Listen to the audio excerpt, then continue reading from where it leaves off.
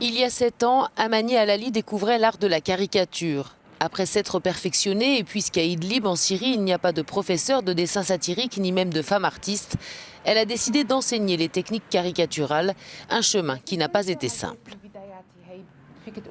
Au début, quand je postais mes caricatures sur les réseaux sociaux, j'avais peur parce que je recevais en retour des centaines de critiques et de moqueries sur mon travail.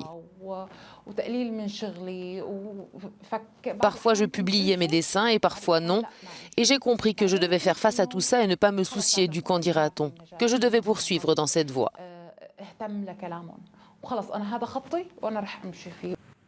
L'artiste de 37 ans a dû relever de nombreux défis. Que la société accepte son travail a été le plus difficile.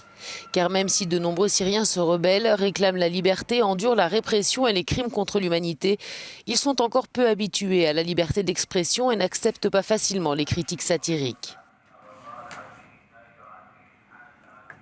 Amani veut raconter les souffrances et l'histoire du peuple syrien à travers ses expositions internationales, dont la plus importante est présentée en Italie.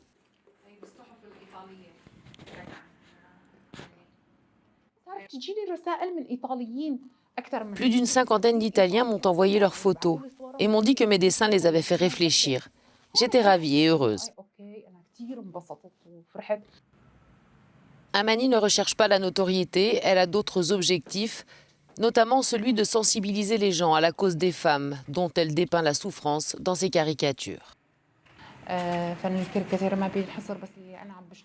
L'art de la caricature ne se limite pas à mon travail.